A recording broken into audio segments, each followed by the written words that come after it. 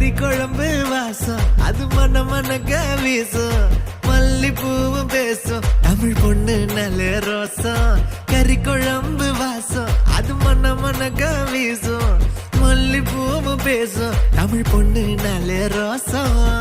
முறைச்சு பார்த்தாலே